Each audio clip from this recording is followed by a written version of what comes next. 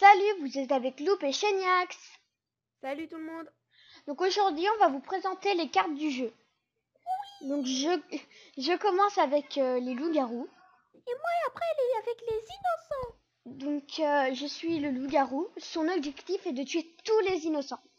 Il a le droit chaque nuit de se réveiller pour tuer une victime. Le loup-garou blanc est pareil que le loup-garou normal, sauf que lui peut tuer une autre personne ou même des loups-garous.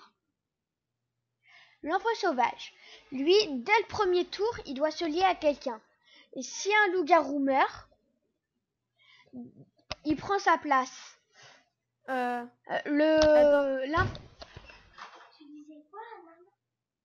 L'infecte-père, lui, je vous dis, je connais pas son objectif.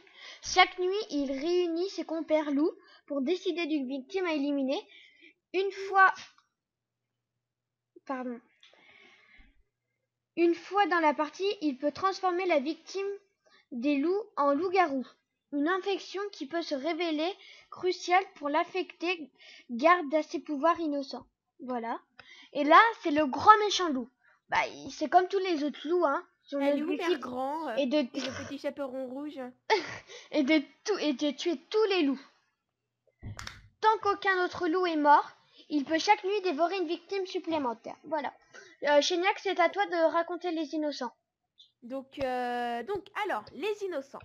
Donc, premier innocent, la voyante. Son objectif est d'éliminer tous les loups-garous. Chaque nuit, elle peut espionner un joueur et découvrir sa véritable identité. Ensuite, le salvateur. Son objectif est aussi d'éliminer tous les loups-garous. Chaque nuit, il peut protéger quelqu'un de l'attaque des loups-garous. La sorcière. Elle dispose de 2 potions. Une potion de vie pour sauver la victime des loups et une potion de mort pour assassiner quelqu'un. Le chasseur. Son objectif est d'éliminer tous les loups-garous, comme la sorcière et les autres. À sa mort, il doit éliminer un joueur en utilisant sa dernière balle. Cupidon. Son objectif est d'éliminer tous les loups-garous.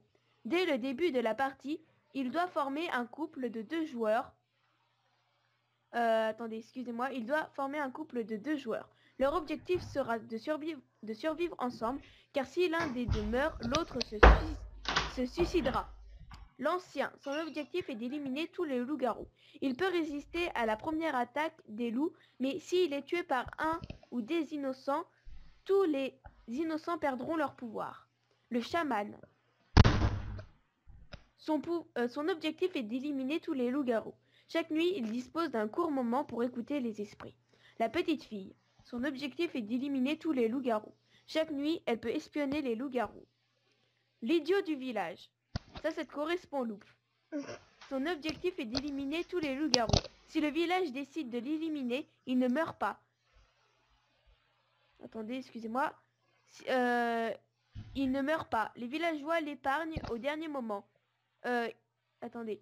Si le village décide de l'éliminer, il ne meurt pas. Les villageois l'épargnant au dernier moment. Mais il perd dès lors son droit de vote journalier. Le bouc émissaire. Son objectif est d'éliminer tous les loups-garous. Mais attention, en cas de doute sur la personne à éliminer, le village décidera de l'éliminer par défaut. Le corbeau. Son objectif est d'éliminer tous les loups-garous.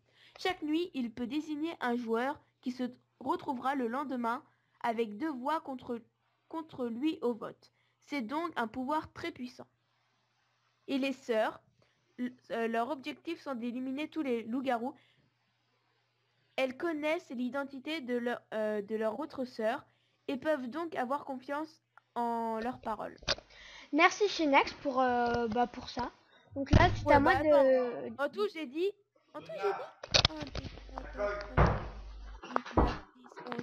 J'ai dit 12 personnages. Alors, s'il te plaît, un petit peu de respect envers moi.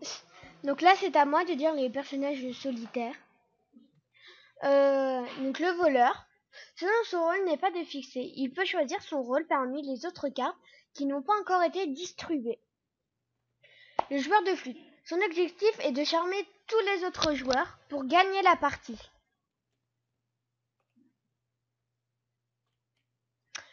Excusez-moi. Donc pour l'ange, son objectif est d'être éliminé par les villageois lors du premier vote du jour. S'il réussit à être éliminé, il gagne la partie. Donc moi, c'est pour vous dire, la première fois que j'ai joué au loup-garou en ligne de Terre-sur-Lieu, j'ai été petite fille. Et c'est vrai qu'en fait, elle peut observer les discussions des loups-garous, mais par contre, elle ne peut pas voir qui parle. Donc ça, c'est un petit peu nul. et aussi. moi, la première fois que j'y ai joué, j'étais voyante. Donc c'était très bien. On va vous dire au revoir et à la prochaine pour la prochaine vidéo qui À la parlera. prochaine. C'est à la prochaine Là, vidéo. on fera une partie la prochaine Voilà. vidéo. Au revoir. Salut à toutes et à tous.